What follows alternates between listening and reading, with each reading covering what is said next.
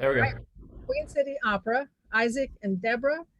Um, Tell us briefly what's new, what's old, what's a challenge, and what's a success.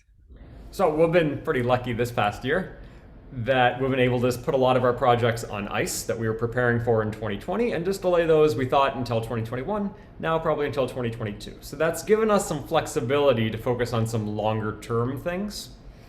And research and development wise, we've actually had a lot of success this year in looking at ways to update our physical production capabilities to make them cheaper, more flexible, and focus on their environmental impact. So before this all started, we had been in planning for a production sometime in the future about a Tchaikovsky opera that he had left in sketches when he died that kind of deals with water. And we were going to present it with an environmental focus. And we had been in touch with Green Umbrella, which is a local organization, and the Cincinnati Nature Conservancy.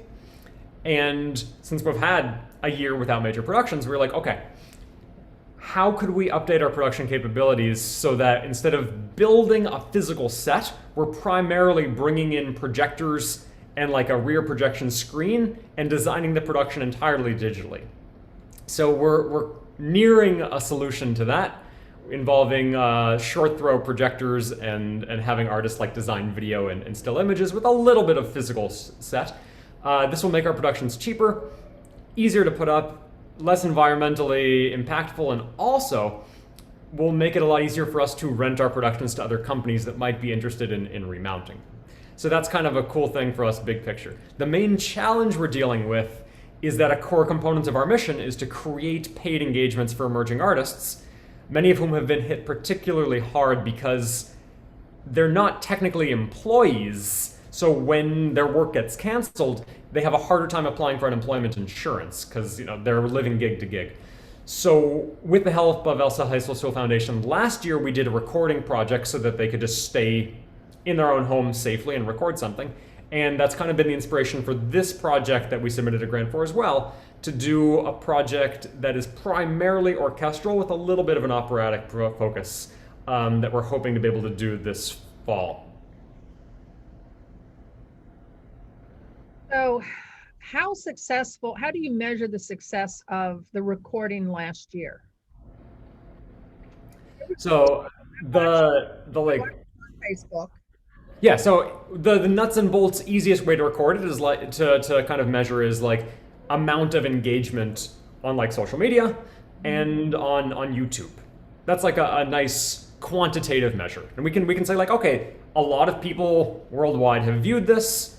We're always trying to get a broader audience for our online materials, and we've been gradually ticking up the number of YouTube hits that we get, which could actually start tipping over into like earned income for us. That if we start to have enough of a following on YouTube, it becomes completely passive income that just like people who watch our videos that are already there will start to accrue, I mean, cents at a time, but it adds up on the scale of hundreds of thousands of views. Qualitatively, there's just the conversations we have with our artists and with the students who are involved in that project. So that because it was remote, we actually had a national reach, which we ordinarily don't do. Usually it's very Cincinnati focused. But the students who were involved in that project were not only from the youth orchestra in Cincinnati, they were also involved from youth orchestras in New York and in Kansas and in Texas. And just in conversation with them and with their program directors, they said that that was a transformational experience for them. They're just learning about the Holocaust and learning the bigger lessons about humanity and the Holocaust, and then seeing how music fits into that picture was a crucial lesson for them at a junction when a lot of them are like getting ready to finish high school, thinking of what they're going to do with their life next. So that's an important piece of information just qualitatively going into that mix. Then there's the qualitative question about like our artists, many of whom are feeling isolated, not able to do anything artistic, and just being able to kind of have a simulacrum of an artistic experience and an interaction is something to kind of keep them going until we can get through this. Did you acquire any donations from that performance? Yes. I don't have the numbers off the top of my head, but there were people who said, like, this was amazing. Here's just an unrestricted donation. Keep up the good work you're doing. And we're in a good place financially right now, partly because of that. I mean, we've been very, very conservative in our expenditures for this year because we know that once things open up again, we have projects ready to go. So if you just look at our balance sheet, it kind of looks like we're hoarding cash. But that's kind of a result of this fundraising windfall that we've had from this year, which was unexpected and fantastic. I know a lot of organizations had a hard time this year, and the fact that we're anticipating major projects in 2022, 2023. Okay, Dick, do you have any questions? Yeah, I guess when you do these, when you do this thing you just did last year, do you put a kind of a price sheet together of how much it cost you and how much you took in? For that recording project? Yeah. Yes. We somehow made more than it cost. And I think part of that was due to actually like emergency grants. That there were a lot of funders like Hamilton County and ArtsWave that provided grants after the fact, saying like, okay, we know a lot of organizations had unanticipated expenses as a result of having to pivot to virtual content or whatnot. What did it cost you? So because all of our expenses were covered, partly from grants in advance, like from Elsa Heisel-Sewell Foundation, and from after the fact reimbursement from Hamilton County, anybody who just saw it and was inspired and said, this was fantastic, here's some money, that donation just goes into future projects. So I don't have the numbers in front of me. I could pull them up if you want to wait a few minutes, but if I had to like just give you a back of the envelope calculation, it cost us about $35,000 to put together that recording project, believe it or not, just because there are a lot of people involved, there's a lot of tech. That's still cheaper than doing a normal production. But if you think about it, like if you have one instrumentalist who's recording 3 minutes of music, it's 3 minutes of challenging music, so that's a couple hours of their time to really prepare it. And then the technical challenge of recording something that's then going to be lined up with someone else is that it has to be down to the nanosecond in the same speed. So if they record it thinking that it's at the same speed, and then I'm aligning 60 musicians digitally and find that there are minor discrepancies, I have to go to a few people and say like, you know what, this spot, it was close, but I need you to re-record that. So in terms of person hours, it did take a lot of time just beyond recording 2 minutes of music. So we ended up compensating them, $300 per musician for the time it takes to make a recording like that. So yeah, it was $35,000 odd, and we received a grant from Hamilton County that covered a large chunk of that, grant from Elsa that recovered a large chunk of that, and then there was no earned income component, but the rest of the donations, probably about $10,000 odd that just go forward to the next project. Will you be able to use that again? And I mean, now that it's been recorded, are you going to be able to use that again somewhere along the way? Or is it once it's been done, it's done? I mean, the recording itself, once it's done, it's still out there. People can enjoy it. The learning experience and just like the technological know-how of having to very quickly figure out how to do that has actually been an enormous opportunity. It's been great serendipity because we had to figure out a way to get musicians to play together remotely. That means that for normal productions in the future, if we want to start rehearsals further in advance, let's say that someone else is going to be in Atlanta for a couple of months before they come to Cincinnati for the gig, we now have the capability to send them digital materials in advance so they can start the preparation ahead of time. We don't have to wait until they're in Cincinnati day of before we can start preparation. So it's actually been really great that it challenged us to discover these new digital techniques. Beyond that, I can tell you that recording has been crucial for every single grant application that we've written. Because every single grant application in the last year asks, what did you do during the pandemic? How did your programming pivot? What have you done? What have you learned? And to be able to say, we were still able to serve our core constituency. We found them a paid engagement that was done safely. We produced a deliverable, this digital recording. There was an educational component to it. There was a collaboration component to it. Has been an incredible windfall. I mean, a lot of the time that I spend running this organization is writing grants, and I wrote a lot of them in the last couple of months, both for this year and for the next. But to be able to include that in our application is really, really giving us a leg up. I appreciate that. Thank you. Of course. Frank, do you have any questions? No questions on the opera. I know the board's heard me say this before, but one of my old loves when I was young, and I was sort of young and in the Gene type atmosphere.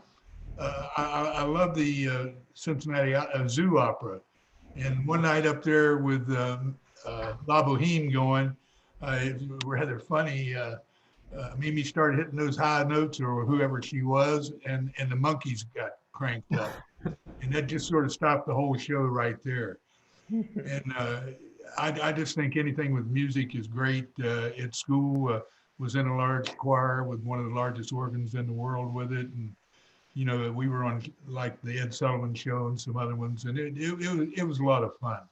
And I just love music, love opera. Really, well, it's just really neat. Thank you. Yeah, my pleasure. I think Cincinnati Opera is planning to be outside again this summer, not at the zoo. Not at the zoo. We were briefly scouting some outside spaces to see like, okay, if we want to try to put something together in an outdoor environment, you know, so there's not the risk of like transmission of the virus inside, it exposes us to a lot of risks. And then like weather might be off and then all of a sudden you have to delay things. So, well, you could sort of tell the crowd there, you know, the people sitting in the front of the zoo opera, they'd be in coats and ties and looking sort of formal. And then you'd be back in the peanut section and you'd have shorts and t-shirts. Yeah, it was just a neat thing. Totally. So I noticed in your application that you responded that like only 50% of your board members financially support Queen City Opera. Is there any way to get them more engaged in a financial way? I mean, I'd be interested for Deb's thoughts on that, but I mean, I can tell you, part of that's on me. I haven't been, because it's a small organization, we don't have like a board liaison position. And when we onboard people, we tell them like, on the books and the documents, here's the suggested donation, and many of them give or get. Like many of them will use their connections to find other donations or other in-kind donations, even if it's not coming from them directly. But honestly, that's on me and just not being a stickler for that. And I imagine that we probably, with just a reminder, we probably could do that. Deb, do you have thoughts on that? I agree. A reminder would be a great idea. Our board is always very active when we are doing performances and helping put together receptions and just picking up whatever pieces need to be picked up at the event. And they're anxious to do that. I would like to see us do a bit more training with them and to get them more involved, and that's something Isaac and I need to talk about. I'm just curious. We have what I like about our board is it's well diversified with people from different professions, money, management, law, are all there. So that brings many ideas to us. In the last year, we have been invited to join Opera America, which is a national organization. And it members include the Metropolitan Opera in New York, San Francisco Opera, Houston Opera, and then companies like Queen City Opera, small companies, and everything in between. So that's giving us an opportunity to learn more about how we can grow our organization, how we can make our board work better in the future. So both Isaac and I are learning more about that through organizational involvement with Opera America. Just as a side note, I see obviously that you get some Arts Wave money. I have been serving on their cabinet the past few months, trying to rustle up some money from community people for the Arts Wave campaign. So hopefully we can get a good, like, I mean, the main benefit that I think we've received from ArtsWave, I mean, we've received some grants from them over the years that add up, but really the greatest resource that they have, and it's too bad we couldn't take advantage of it this year because it just didn't happen, is Boardway Bound. That it's kind of like a pipeline. Part of the reason that we have so many different industries and perspective represented in our board is because every year they have like a class of people who come in and are trained in like basic board governance, and then there's a speed dating. And I think half of our board we recruited through Boardway Bound. So I'm looking forward to when ArtsWave starts that up again next year. And I think there's definitely a will on our board to be even more involved, to learn more about best practices for governance, and to start doing more, also with a financial contribution. And once we can keep expanding it and start meeting in person, I think that will pick up steam. well, there's two other sources for that type of material and people. One would be Leadership Council of Cincinnati. They train people all the time and have bold courses. And then they have people looking for jobs as directors. And then Jordan, is it Cincinnati Cares? Is that Craig Young's? Yeah, but it's Board Bank is like the program, and Cincinnati Cares is like the big organization. But it's like kind of what you talked about, like a speed dating event. You know, you kind of set your table up, and then everyone kind of goes around every 2 minutes. You kind of switch, and it's people that are looking for board. But you get people that are wanting to do. They're focused in on animals, but you have plenty of people that are also in music. But it's just a giant group of people that, and so. Yeah, but they've been doing that virtually also. So Yeah. I attended one of them, and they have the little breakout rooms on Zoom and things like that. So those are two other sources besides what you mentioned for. Yeah, we should check those out. I think Deb's taking notes. Yes, I am. I see that. Patsy, do you have any questions?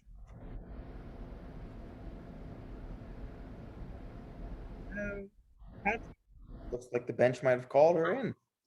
could be. All right. Well, I don't Yeah, have. I don't have any other questions. I guess oh, there's Patsy. Thank No, you I'm very sorry, I couldn't find my little microphone. My voice was, muted.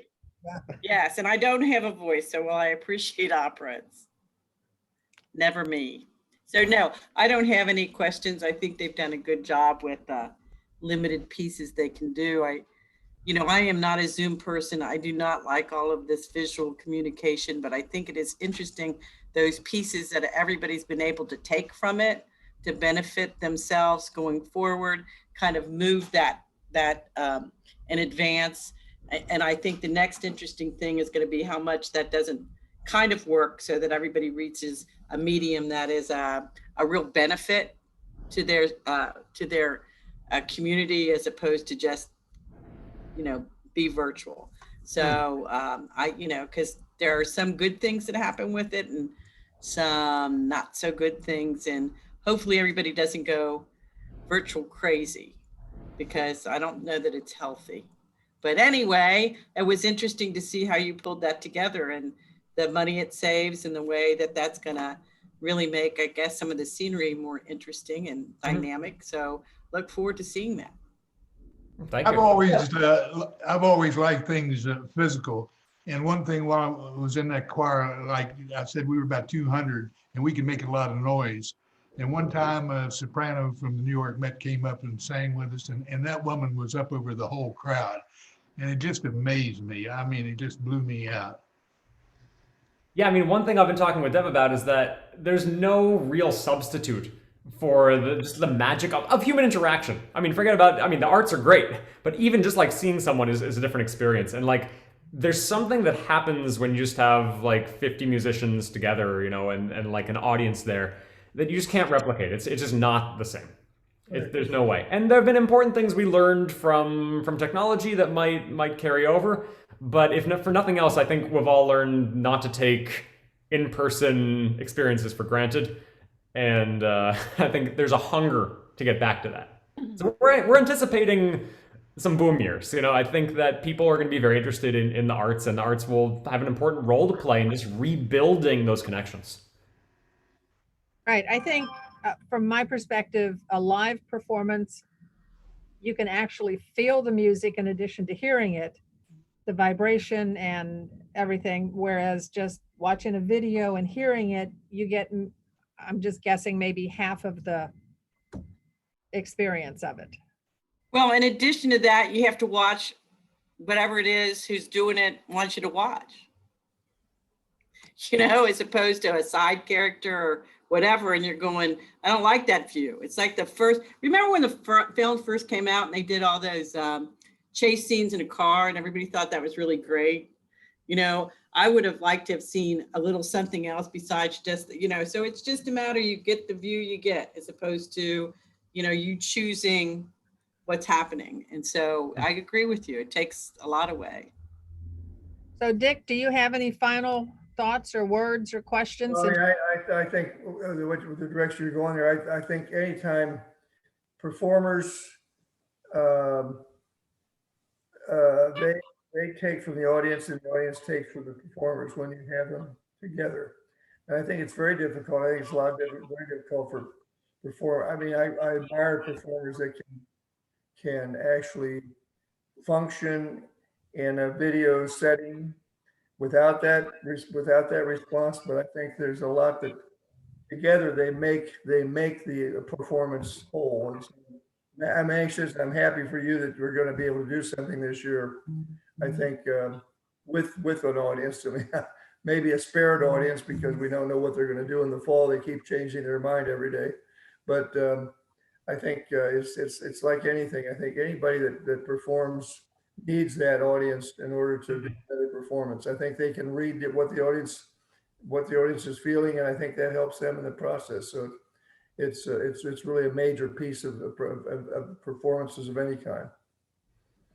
It totally is. I mean, it's been challenging to like make so many recordings. There's a benefit to it. It's an interesting exercise, but come fall, if we're able to put the musicians together in a hall, but we still can't have a live audience, I think there's still a benefit just to the musicians being together because they haven't even been able to do that. You know, to have an orchestra in one place with a few singers, even that I think would be an amazing experience for them.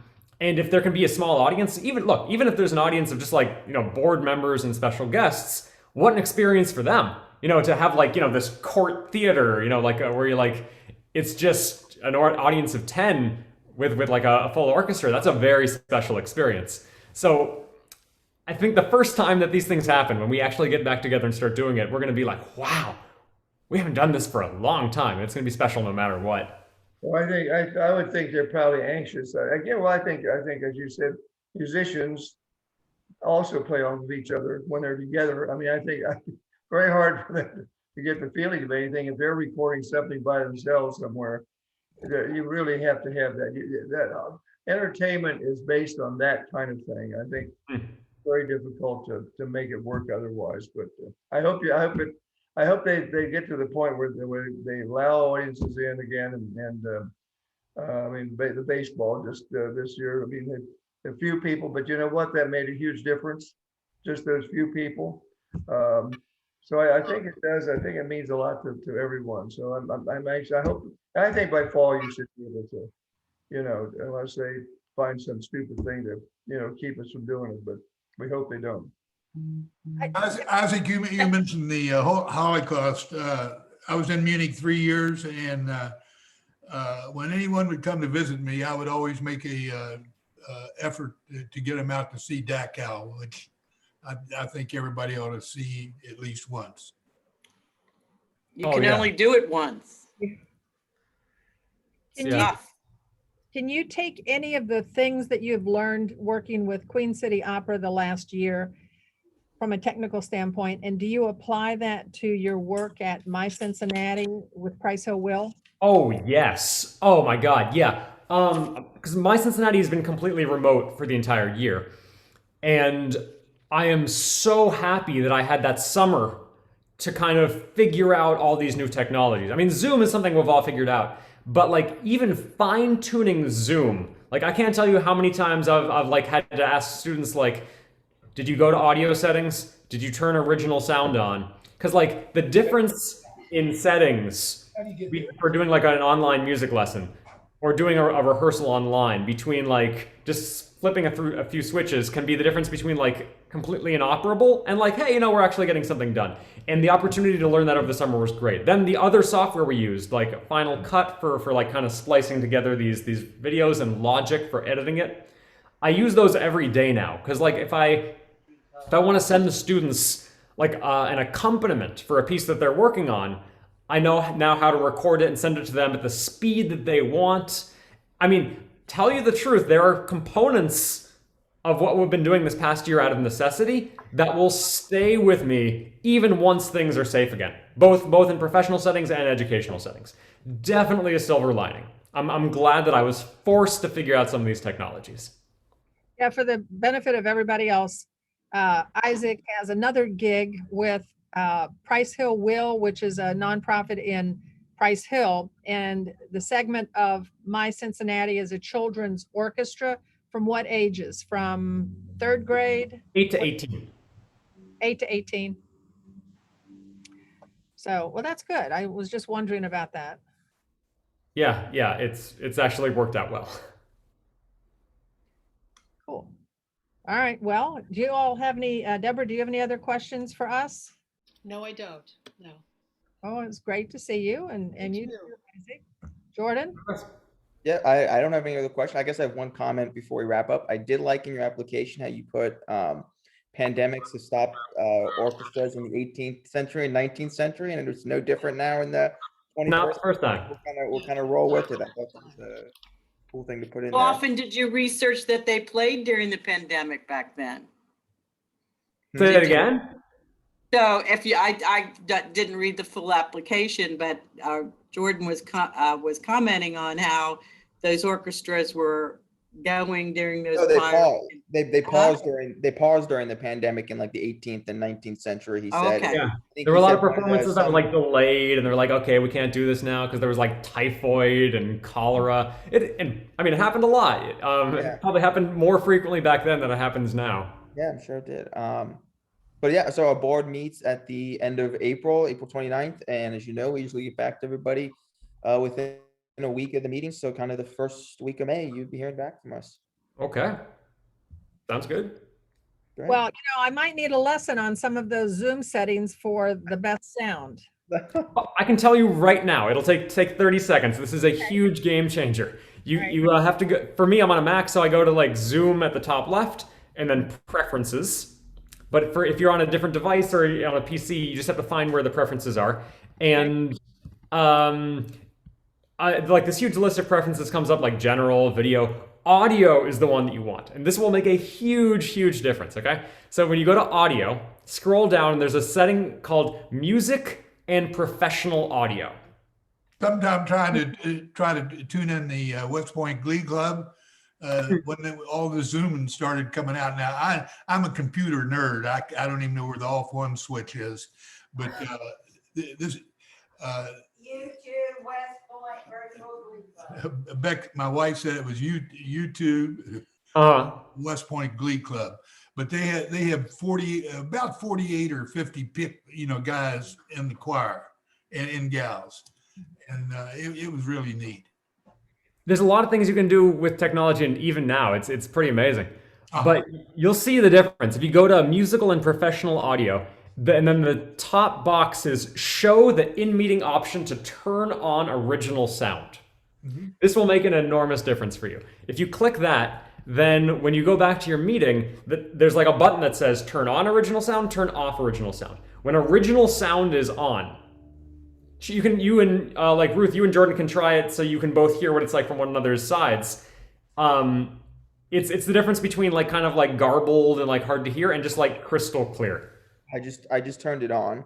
Yeah, already I can hear your sound is like has a lot more depth to it and is like way clearer. I'm having trouble finding that. I'm under audio. Where am I going? where it says- One thing is if it's not there if you have like an older version of Zoom. They added it in the last few months. So if it's not there, you might have to update the version of Zoom you have, which is easy. You just go to automatically update and it just downloads something. But once, let's think, if you're in audio settings, you scroll down and it should have music and professional audio as one of the headings. Mhm. And then under that, it says, there's a box that says show the in-meeting option to turn on original sound. And then I turned that on. Under I that, must have to update, so. Under Okay. that, I even have turn on high fidelity music mode, echo cancellation, and stereo audio. I got even more settings that I didn't even know Yeah. existed. You can play with those. It makes an enormous difference. Patricia, it's worth it to update your Zoom. I was. Well, I'll have to call the Court of Justice and see if they'll do it. I don't know if I can get into mine. I don't know that they want me to listen to opera during the day, but what the heck? So, I'm sure that they've got the cheap version, but I'll go looking. It's still free. It's just making sure that they'll allow you to do the update. Yeah, I'll go ahead and send them a little email note. Is there a automatic update thing to check? I'm not sure. I've had to periodically update mine. I hear from people in the music world that oh, there's a new Zoom update out. So I'm like, okay, just push the check for updates and it just does it automatically. Yeah. Okay. Great. Well, this was educational. Helpful hints. Yes. That was great. I learned it the hard way because people Well, would you're start in the singing audio to me. business, so that's Yeah. great. Yeah. Yeah, well, I guess thanks for taking time this morning to meet with us. Good to see Yeah, you. Happy brother. Easter. Zoom Happy today? holiday. Yes, Okay. happy holiday. Bye-bye. Take care. Bye-bye. Jordan, we have another Zoom today? Nope. Yeah. Okay, That's it. You're free the rest of your day. Hey, goodbye. See ya. goodbye.